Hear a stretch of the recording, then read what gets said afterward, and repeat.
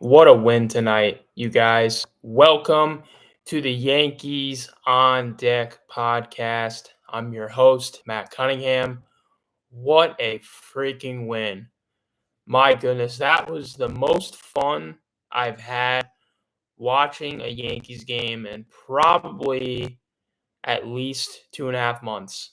I mean, however long, and that's roughly how long this team has been in such a bad cold spell, before going into Boston and, before the All-Star break and even a little bit after the All-Star break.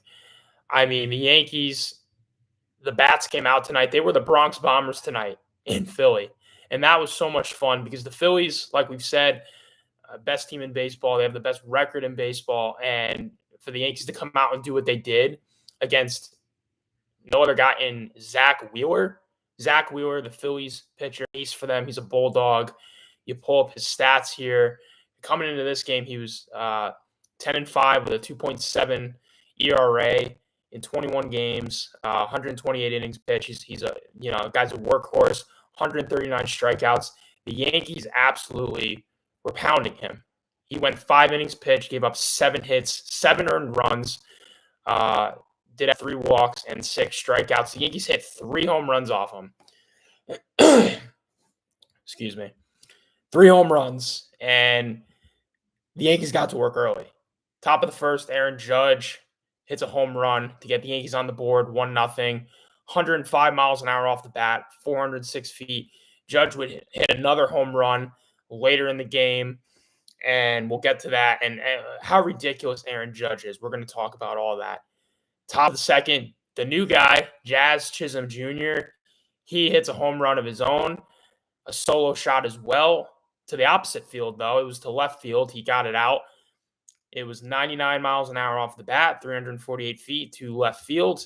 And it was kind of funny because, hitting it off the bat, you didn't think it was going to go out, but it just kept carrying.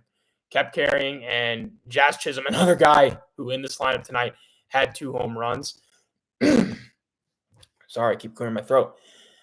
And the Yankees in total tonight hit 6 home runs. I mean, they were going absolutely nuts at the plate.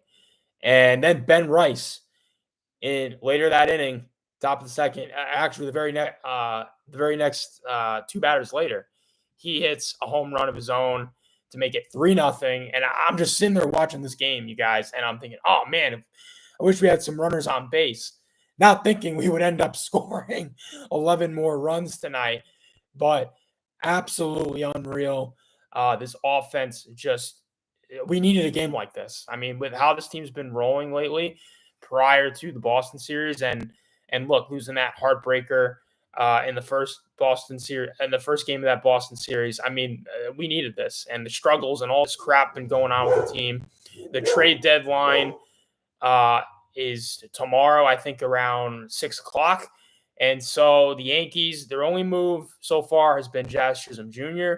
There's been rumors of a lot of other guys today. I've been seeing on Twitter and whatnot, Yandy Diaz, some pitchers, one of them being Jack Flaherty of the Tigers, who's having a really good year, like 2.7 ERA guy for Detroit there. They've been rumored on him. Nestor Cortez, they've been saying, he might get traded. They're looking at options. They rumored Tommy Edman on the Cardinals earlier today, but then he ended up getting traded to the Dodgers in a 3-team deal with the White Sox, I believe, involved in that. And, Cardinals, White Sox, Dodgers, I believe it was, that were involved. But look, Tommy Edman, he hadn't played all year. I didn't really want to trade Nestor for that guy. Look, if the Yankees don't find the right deal, keep Nestor. I mean, we need arms. And the Yankees actually then did come out and say, look, we're only trading Nestor if we get another arm that we think is better, which would be like a Jack Flaherty, Otherwise, we're going to keep him. And Nestor actually gets the ball on Wednesday's game. I'm actually going to that game. I'm going to be there Wednesday. Like I told you guys, I'm going to be filming every single second. I'm going to try and get all the key highlights. Hopefully, I mean, I would love the Yankees to have a game like this on Wednesday. That would be super fun. But we'll see. But I'm super stoked, super excited. And, yeah. And then we'll obviously see what happens with Nestor. I mean, we'll know tomorrow by around, I think 6:30 is the deadline. So we'll find out. And, he's got to be nervous probably because I know he wants to stay a Yankee. But, if the Yankees can find the right deal, I mean, go for it. And they have to go for it. This is the all in year with Juan Soto. Preferably what the Yankees need and what they're shopping for is starting pitching and offense. They need another bat in that lineup, preferably a guy that can play third base because Jazz Chisholm, I mean, he looked awesome at third base tonight. Kudos to him. He made a stellar play at third base, turned a couple double plays. He was great there. He was awesome. He looked like a natural over there. But at the end of the day, this team needs more offense. They need more bats. And if you can go out and you can get a third baseman or also a guy, maybe like a utility, a guy that can play a little bit of third or first, that would be nice. IKF, this is a guy that the Yankees, honestly, I don't know how open they would be for an IKF reunion, but the guy's having a great year with Toronto. I mean, he's going to pull up his stats this year, but he's hitting 290. He's got 7 home runs. He's playing. I mean, he's really worth what Toronto's paying him. Toronto's paying him, I believe, like $7.5 million a year, and it's a 2-year deal.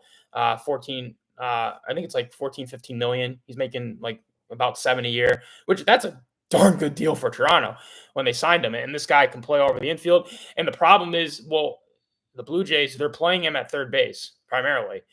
Uh, you know, and that's where he shines. Okay, yes, IKF can play over the infield, but the problem with the Yankees when they got him, and he profiles as a third baseman. That's where he was playing a lot with Texas and found his groove. And then the Yankees bring him in, and then they all of a sudden put him at shortstop when he's not really as defensively sound there. And they really kind of screwed him up a bit. And then, the errors and all that, and Yankee fans were very hard on him. But I think if the Yankees do make a trade for him and you say, look, he's going to be our third baseman. This guy can play third base. He served as a good utility for us if you need someone to fill in, say, in another part of the infield or even the outfield. But at the end of the day, like, this is a guy you need. He serves depth. He serves as good depth. He was good depth for us last year. He wasn't as good as he is this year, but he served as a good depth piece on our roster. He wasn't too bad. I think he hit like 260. And he can play third base, and we need a third baseman. And look, maybe Chaz can be the answer because he was great there tonight. But at the end of the day, you need more bats anyway. You need more offense. Isaiah Kiner-Falefa is having a good year. I would be super open to reunion. I don't know if the Yankees are because I know he had a bad experience here, and I feel a little bit bad for IKF because some of what the Yankee fans did to him was very cruel and unkind. And look, I understand you can be upset with a guy and criticize a guy for not performing up to your expectations. That's New York. That's the market. But I'm not going to go into details what happened. But some of the things that the Yankee fans did to him was very messed up. Just like things on social media that they post about him. Like, it's just very messed up stuff. I really don't want to go into detail about it because anybody like listening to the show, it's pretty disturbing what they had done a bit. And I feel bad because this guy grew up a Yankee fan. Came to Yankee games with his dad. Like, obviously, he wanted to do well. I know Yankee fans deep down wanted him to do well, and it really just didn't. It was really a shaky ride. So I don't know. Really, I don't know. But honestly, I would love IKF back. I would love for him to have another shot here. And he's having a great year, and let's go. He's 29 years old. He's in the prime of his career. So, yeah. But anyway, aside from that, there's also a lot of other guys out there that the Yankees could target, for the infield. Jonathan India being one of them. Gleyber Torres has just been awful at second base. I mean, he had 2 errors tonight, and he he did have 1 error. He booted a ball. It wasn't 2 errors. The other one, he couldn't turn a double play. Jazz Chisholm gets a ground ball, feeds it to Gleyber. Gleyber like double clutches. Schwarber slid into him, but like he did that before Schwarber slid into him. If he got a clean throw off of it, he would have probably got the double play. And then he boots a routine slow grounder. It's just, back in my head, I thought he booted 2 grounders tonight, but I'm not sure. And I'm trying to find that out right now because I was watching the entire game. I was very nervous, like going back and forth. But when he booted that ball, they were up by, 10 runs. So it was like, whatever. But at the end of the day, Gleyber Torres, and look, let's talk about his quotes too after last night's game, because I had already recorded and posted it when all that came out. I didn't see it. I wish I did because then I would have stopped and talked about it.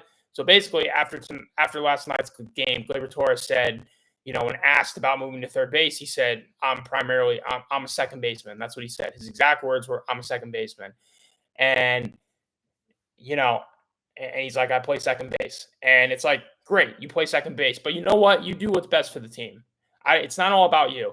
And if we're being honest here, you're not a good second baseman. So if the team is looking to do something and push you at a different position where maybe you could tighten it up a little bit and be a little bit better, you know what? Then they're going to do that. Because at the end of the day, you're not cutting it defensively at second base. Look, I understand Gleyber Torres is hitting, but at the end of the day, that is a terrible attitude. It's an arrogant one at that because he's only hurting himself in free agency. It's saying, look at this guy. Look at this guy in the Yankees who's having a bad year offensively. He's being lazy out in the field, making stupid errors. He leads the league in errors defensively at second base. And he's saying, I only play second base. Come on. That's BS, guys. That is absolute bullshit. At the end of the day, you need to be a team player. Look, Jazz Chisholm, he came in here. He said, I'll play wherever you guys need me. I could play center field. I could go to third. Jazz Chisholm has never played third base in his life, ever. And he goes there. He's taking reps out early before today's game. And he does it, and he doesn't complain. That's a true player. Okay, that's a guy I can get behind, I could support, and I could say, heck yeah. Because that guy will do anything for this team to win. Unlike Gleyber Torres, you know what? I don't care. And then, you know what? Then they had to soften it up and say, oh, Gleyber Torres then said, well, I've been talking about it with Boone and open to playing third base, but I played it in the minors and I didn't like it. I don't give a shit if you didn't like it. If they ask you to play third base, you play third base. You are under contract, okay? You are being paid by this team, and if you're not going to do what the team tells you to do, then you don't deserve to get paid. I'm sick of this baby coddling crap. At the end of the day, you do what's best for the team. This team needs to make moves. They need to get better, and with that comes reconfigurations, realigning. You do what's best for the freaking team. So shut up and do your job and do what's best for the team. I'm sick of this, I only play second base. What a stupid comment. What an asinine comment when you're the worst second baseman in baseball at your position defensively. I mean, are we serious? And let's not act too like you've been stellar with the bat all year. You've been mostly shit hitting this year. You finally, over the last couple of weeks, have been really picking it up. So I don't want to hear this high and mighty. That's such a high and mighty quote. What he should have said was, obviously, you know what? I'm here to win. I'm going to do what's best for the team. That's what guys like Jeter, now Judge, that's how they carry themselves. Gleyber has never been that guy. He's not hustling. He's making stupid mental errors in the field, aside from the physical errors. And you know what? You just, and then you have quotes like that. So it's very hard for me to not consistently rip a guy like Gleyber Torres when he's making stupid comments like that, and then on the field stuff. I mean, it just makes you want to rip your hair out sometimes. And the only reason I'm not saying, you know what, let's just get rid of this guy and be done with him and have him get a fresh start somewhere is because he's finally hitting. He's finally hitting a little bit.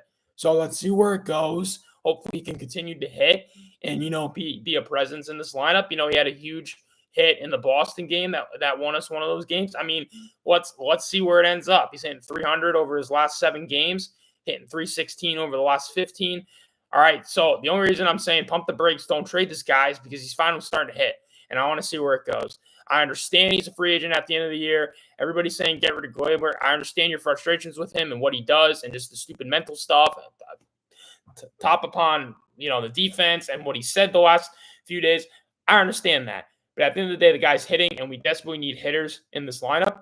So other than that, we got to keep him, and just kind of deal with it. But, man, it freaking aggravates me. Because then you got a guy like Jazz that comes in here, and he's willing to do whatever it takes. He's appreciative. And that's the problem I've been talking about this team with no accountability. And I actually want to point out, too, Talking Yanks, they're a Yankees podcast. So they were started by John Boy and Jake. They're the 2 baseball media content creators. They're very good at their craft. And they were saying after last night's game against Boston, Jazz Chisholm comes in here and he kind of holds the standard where he makes all the other guys around him accountable. Because at the end of the day, this guy, as you know, he's performing right now. He comes in, he's playing smart baseball, he's hitting, he's stealing bases, he's making good plays. He's holding guys like Glaber accountable because at the end of the day, it's like if you don't perform, look, that guy's going to take your spot. Jazz Chisholm can play second base. If Glaber continues to struggle defensively and then say he stops hitting, they can easily say, you know what, Glaber, you need a few days off, or we're benching you for a bit. You sit on the bench, we put Jazz at second, and we move some things around. And the same thing could be for whoever's playing center field. If it's not Judge, say Trent's out there for a bit and not Judge, and Trent struggling on one of his days, they're like, all right, sit, we'll put Jazz out there. This is a guy, and they totally, John Boy and Jake hit the nail on the head on this one. They are totally right, because that's what Jazz Chisholm serves as. Because at the end of the day, the guy is a decent hitter. He's a decent hitter. He can run. He can play defense. So he's not like he doesn't put up like superstar numbers, obviously, like what you would see from, a Juan Soto, a Bryce Harper, Aaron Judge, of course, but he's a decent player. He's got decent numbers. He's got good numbers. He's pretty decent. So take that for what it's worth, and he can be a difference maker in that locker room because he plays with a ton of energy. And what's actually very cool, when I was listening to tonight's game, and they were talking about Jazz. So obviously the Yankees, or not obviously, but Jazz Chisholm Jr., he plays with a lot of passion, a lot of energy. And, obviously at times with players that can, and it could be anybody, that can come off as, cocky and, full of oneself and all that, because he plays with a ton of emotion, and he shows that on his sleeve, kind of like Juan Soto. He plays with a lot of passion, a lot of fire. And sometimes, obviously that can rub teams the wrong way. I mean, we also see other guys like Vladdy Guerrero do that, Bryce Harper, a lot of guys. And it has nothing, and look, players come from different backgrounds. Some had to work really hard, and Jazz is one of those guys who's had to work really hard to make it to the majors, and that's his play, that's his game. And they were just saying like, oh, the Yankees are worried about, that kind of vibe in the clubhouse, whatever. I don't know. And apparently Michael Kay was saying they called Derek Jeter because Derek Jeter was, running the Marlins when he had Jazz, on the Marlins. And they called Jeter up and he said, trade for him, get him. And the Yankees did. And look, and Jeter would know. I understand Jeter did not have a good stint with the Marlins, as their GM or their baseball ops guy. But at the end of the day, I mean, this guy, he's very close with him. Jazz Chisholm actually released a story when he got traded to the Yankees saying how, he met Kobe Bryant right before he died, and he was supposed to see him again the day he passed away, actually, and how he was pretty choked up and devastated. And, Kobe was a guy that Jazz looked up to, watched playing growing up, and it was fun for him to meet him. And then he said he called Jeter kind of choked up, and Jeter was very, sentimental with him and really good with him and treated him. He said he treated me like his son. That's what Jazz said when he was on the Marlins. He was just very, he was a guy that Jeter, that Jazz could talk to. He could talk to Jeter, and, that's powerful. And for Jeter to say, yeah, go out and get him, Jeter's not going to bullshit. He's going to be upfront. He's going to be honest, and that's who he is. He's the captain for a reason. He's going to say his piece, and that speaks volumes. I just thought that was a cool story to tell, and how that went about, because the Yankees were hesitant to trade for him, because of, I guess, of his personality, like an attitude, and so I don't know Jazz, but watching him play, it looks like he has a lot of fun. It seems like he's a good guy. So I don't really know what their issue was with that. Honestly, I don't really understand that, but I'm not the Yankees, so I can't. But they got Jeter's take on it, and Jeter said go for it, and they did. And I'm glad they went and got Jazz. Look, the Yankees have had a lot of guys over the years who, most recently, Josh Donaldson being one of them, that has played with just a lot of, passion and fire. And sometimes that got to be a little too much. Like, all right, yeah, you could call that being too cocky and too, self-centered, and where it was kind of like, oh man, what are you doing? But I haven't seen that from Jazz at all. I haven't seen that from him. He's a guy that just plays with a ton of emotion, and it's not like he's like up in your face and like, saying things at you or anything. So I love him. I love the energy he brings to this team. He kind of reminds me of like Nick Swisher. Nick Swisher was that guy who was just always like, upbeat and just like energetic and like, chatting it up with everybody and laughing and having fun. And that's who Jazz. I mean, obviously it helps too when you're playing well, but that's what I've seen from Jazz over the last few days in these couple games is he just plays with a lot of energy and passion and has fun, and that's a guy we need in that clubhouse. Honestly, I mean, you have so many cookie cutter Yankees over the years, which is fine. There's nothing wrong with that, but at the end of the day, you need some personality in that locker room, and Jazz can bring that. So I love it. I love the move. Hopefully, they can keep up this momentum with him. And the Phillies. Let's talk about the Phillies a little bit though. But the Phillies, I mean, they call them the Fighting Phils for a reason because, look, I know we blew them out 14-4 in this game, but if you were watching the entire game, the Yankees they took an early 3-0 lead, and then we get to the bottom of the third, and the Phillies start to chip away a little bit. Brandon Marsh hits a towering home run on a fly ball to right, 108 miles an hour off the bat, 409 feet. And, that really, gets the Phillies, within striking distance, and they get a run there. So it's a 2-run game now. And, it was still a ball game, 3-0, but they inched their way back there. And then you go to the bottom of the fourth for them. And, they get another run thanks to a what was it? It was oh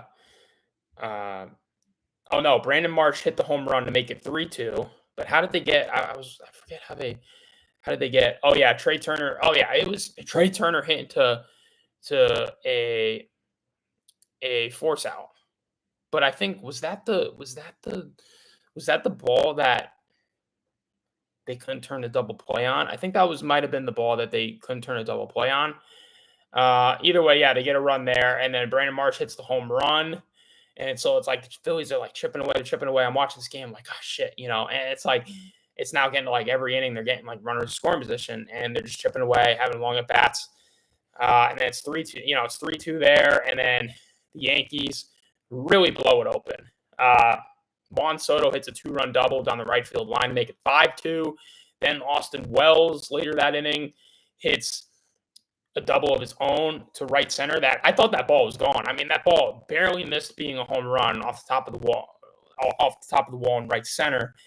And I was like, dang, I can't believe that ball didn't go out. Austin Wells has been freaking amazing, guys. I mean, you look at this is one of the guys too that's been heating up, and that's why I love that he's been batting cleanup lately because he's been hitting and he's been hitting for pop. His last 7 games, he's hitting for a 440 batting average, 2 home runs, 7 RBIs, 4 walks, and just 3 strikeouts in 25 plate appearances. And over the last 15, he's had 4 home runs, 11 RBIs, 326 batting average. Again, on base a ton too, slugging up around 700, and it's at 800 over his last 7 games. So this guy's killing it, and I love this for him. I love this for Austin Wells. He's came up last year. He had a cup of coffee in the big leagues in September, got really hot at the end. Now he's 25, and it's like, let's go. It's go time. The Yankees traded one of their catching prospects, Agustin Ramirez, who's 22. So it kind of tells you, that I think they believe in Austin Wells, and they feel Austin Wells can be their catcher for the next several years, at least. And I love him, lefty bat, and he's been freaking amazing, man. And then we go to, 5th inning. Yankees finally have a clean inning, retiring the Phillies. 6th inning, Yankees don't really do anything. And then bottom of the 6th, the Phillies, start to score again. The Phillies, honestly, they had a couple of really cheap hits, like bloopers and stuff that was kind of annoying. But then Brandon Marsh had an RBI hit to make it 7-3 Yankees. And, that's when I was getting kind of worried because if you're watching the game, like, look, every inning, it was like the Phillies were kind of chipping away a little bit, at least getting runners in scoring position. And and either scored or were super close to scoring. And I was just super nervous because I know the Phillies offense. The Phillies are a darn good baseball team, people. Okay. They're 65 and 41, 65 and 40 coming into this game for a reason. I mean, they're good, best record in baseball. And that offense is legit. I mean, they got dudes in that. They got a lot of dudes in that lineup. Trey Turner, Bryce Harper, Alec Boehm, Brandon Marsh, Kyle Schwarber at the leadoff spot. That guy absolutely just hits and hits and hits. And they got a scary lineup, a very scary lineup. And so I was nervous. Even when we were up 5-6 runs, I was nervous because I've watched Phillies games where they've rallied back down 4 or 5 runs this year. And that's what this Phillies lineup does. They chip away, they rally. They got a very, very potent lineup, and arguably you could say the best, offense in Major League Baseball, or at least right there with, other teams like, Baltimore or LA or whatnot. But I mean, it was just nuts. And then the Yankees finally then just put this game away. They're like, screw this, man. You know what? We're tired of Philly constantly trying to get back into this game, and they put it away for good. Then we get to the 8th inning. Anthony Volpe hits a 2-run home run. Boy, did he need that. And he's another guy hitting over 300 the last week. He's been picking it up. I love that for him. And Volpe, there's really not – this is what I love too. There's not a lot of pressure for him right now. He's batting 9th. He batted 9th today. And I would just keep him there, right? I would not move him from that spot, because at the end of the day, I don't want Volpe to feel pressured. Like he's got to be the guy at leadoff or anything. The guy's young. He's 23 years old. Just let him be Anthony Volpe and continue to get better. And look, as bad as he's been for a bit this year, over the course of like a month and a half or so, he's having a better year than he did last year. He's still making strides. So let's just be a little bit more patient and hope that this is a turning point for him in the season and he can really ride this out on a hot streak. And same thing with Verdugo, and Juan Soto continues to be amazing, of course. We talk about the 2 doubles. And then he had another one off lefty reliever Gregory Soto. So I posted on my Yankees on Deck Instagram when it happened. Soto hits a double off Soto. It was pretty funny. And yeah, that's when the Yankees really put this game away. It was 12-4 at that point in the top of the 8th. Then the bottom of the 8th, the Phillies really couldn't get anything going at all. That's when the Yankees brought in one of their lesser relievers, Yandry Gomez, who actually has some kind of nasty stuff. I was watching him. He was doing really good when he first came in, and then he had command issues and gave up a run. But he would have been out of the inning before all that because freaking Clipper tweeted a easy ground ball to him. But anyway, whatever. I mean, it didn't really matter. Or actually, no, I don't think he gave it all. I think what am I saying? No, he didn't. He didn't give up a run at all. It almost cost him a run, but he didn't. He held down. He bared down. He got out of it. I believe it was like 1st and 3rd. And then Jazz Chisholm comes up again in the top of the 9th, and he hits a home run off the position pitching Garrett Stubbs. He's like I believe the backup catcher for the Phillies. And that was the point. Phillies brought him in. They don't want to waste their bullpen because they know they're losing this game. They're down 12-4, 13-4. Like they knew it was over at this point. Okay, they're down so many runs. They're behind so many runs, so they knew it was over. They bring in this guy, save their bullpen for tomorrow. You got 2 games left. But that was pretty funny. So, but hey, it counts. Jazz has 2 home runs, and then the Yankees, bottom of the 9th, they have a pretty clean 9th inning. Weston Wilson, the Phillies rookie, grounded out softly. Hayes had a little base hit, but whatever. And then Garrett Stubb lined out, and then Trey Turner struck out. Boom, game over. Yandry Gomez, solid job. He was able to come out and finish the job. 2 innings pitched, 2 hits, 1 strikeout. Boom, Yankees win. And the Bronx Bombers show out tonight. That was a fun one. And we'll see if they can keep the momentum up tomorrow. And look, this is a great thing, people. The Yankees' toughest game to win was tonight. It was tonight. Because if you look, the Phillies tomorrow, they have Aaron Nola going, who's pretty good, but he's not Zach Wheeler. Okay. So Aaron Nola, He's 11-4 this year, 3.44 ERA, and he's got Garrett Cole going tomorrow, who's looking for a bounce back start. He wasn't himself his last outing, and that's something that I'm gonna expect. And Garrett Cole, he's still the ace. I mean, look, he's got a 5.40 ERA this year. He's really struggled, but this guy, when he's right, he's still the ace of this team. Okay, so I'm trying to look up because I forget how bad was he his last start. Wasn't it against? Yeah, it was against Boston. It was Saturday. 2024. Oh wait, no, wasn't he? I don't think he was that bad. I feel like his last start he wasn't good, or was he? I'm trying to find the stat log. He started Saturday. Yankees won 14-4. Oh wait, no, I'm looking at the wrong freaking date. I'm an idiot. His last start.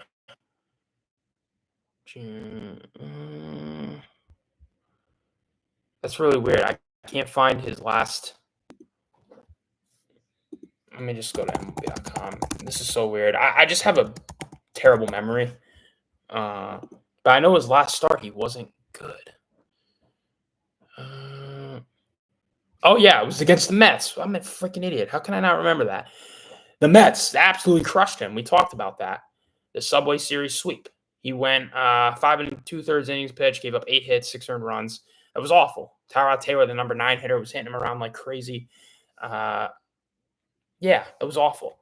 But the Mets have a good offense, and so do the Phillies. Phillies have a good offense. So, he's going to have to obviously right the ship. And I have faith in Garrett. He's had, prior to that last start against the Mets, he started against Tampa and Baltimore, and he was solid in both those outings. He was his Cy Young self. Went 6 innings in both those games, gave up only 1 earned run, and had at least 7 strikeouts in both those starts. So that's the Garrett Cole hopefully we'll be looking for tomorrow. And you can get tomorrow, you can easily I shouldn't say easily. The Phillies are a darn good baseball team. You can get Garrett Cole to pitch like he did a couple weeks ago, and start before the Mets. What he did against Tampa and Baltimore. You got a shot of sweeping. You do. Then you have Nestor going on Sunday, and that's where it gets shaky because Nestor is awful on the road. He's absolutely terrible, and I don't know. I don't know how the Phillies. How did the Phillies hit it? Philadelphia. Let me look it up real quick. So I'm thinking stuff off the top of my head.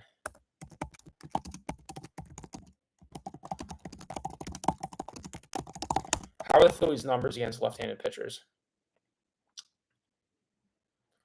Trying to find it.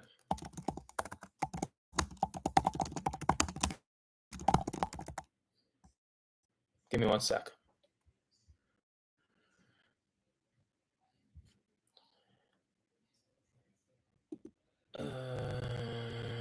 It says here. Oh, yeah, they're pretty good against left-handers. StatMuse says the Phillies have an OPS of 0.868. Again, they have an OPS over 868 against left-handers between July 14th and July 28th, which was yesterday. So they've been hitting left-handers. Okay, so as of late they have. All right, so they gotta they got to figure that out. Hopefully, we'll see if Nestor's still a Yankee come tomorrow. We'll find out whether he's going to start or not. But you look at the probable pitchers, and obviously the first game, I thought we were going to lose this game. I'm like, look, Zach Wheeler's pitching. That's their best arm. I'm like, they're not going to win this game. And even too, when the Phillies were still kind of hanging out a little bit, when it was 3-1 and 3-2, and then 7-3, and I was kind of thinking in the back of my head, dang, I don't know, I feel like they're gonna come back, and then we're gonna lose, and yeah, I was kind of just having those negative thoughts about just like kind of hoping, kind of not hoping, like thinking the worst because the Phillies are a darn good team. So, but the Yankees are able to hold on, and also too the bullpen just has been very bad lately.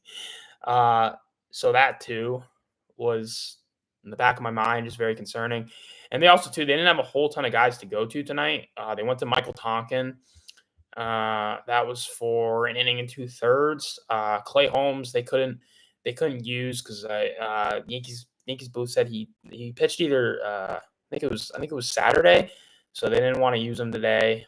He pitched a lot Friday. He pitched back to back days, I guess, on Friday and Saturday, so they didn't want to use him today. They want to give him another day, which is fine. I got no complaints on that end. And then like other guys too, like Ferguson they used yesterday. They've been using Weaver a lot. Cousins they used the other day. Yeah, so they've been using a lot of bullpen people. So that was another concern for this game too, that they've been kind of shot, but they're able to hold it out and only have to use Tonkin and Gomez, which is nice. So yeah, pretty solid. And then hopefully some of our other, and like Canely too has been pitching a lot as well. Like hopefully tomorrow they can use some of the more high leverage guys because they, none of them really other than Tonkin had to pitch tonight, which is good. That's a good thing. So yeah, I mean this is awesome. Super happy about this win. Let's go Yankees. And I also do want to say, hopefully we win tomorrow. And I'm hoping that when I go Wednesday they can play like this. Like that would be freaking fun. And two, I'm gonna be recording all the time when I go Wednesday. So if you guys don't already follow me on Yankees on Deck on Instagram, please do. And because I'm gonna be posting a ton of stuff there. And if the Yankees have a game like this, or at least somewhat similar to this, and they score a good amount of runs and do a lot on offense, or win the game, I'm gonna be posting a lot. I'm gonna be recording nonstop because I want to get that action for you guys. I think it's so fun when you go to games, especially seeing your team on the road, and you can film and record and catch those good moments, especially too because Yankee fans travel well.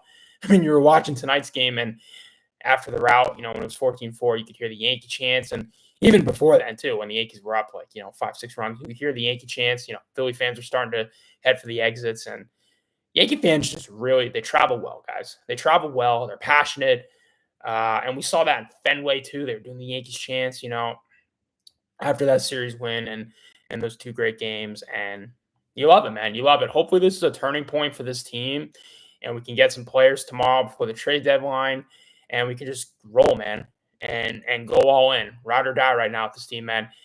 Love it. I love the wins. And look, after how bad this team has been lately, you appreciate wins like this or just wins in general that much more because you do realize it's up and down. Teams are going to have a lot of shit go on. And it's been awful for this team lately, just awful. So hopefully this is a turning point and we keep seeing more of this in the games ahead because it's a lot of fun and I miss this. And I miss this team having, long win streaks. That's fun, obviously. So let's go Yankees. Thank you guys for tuning in.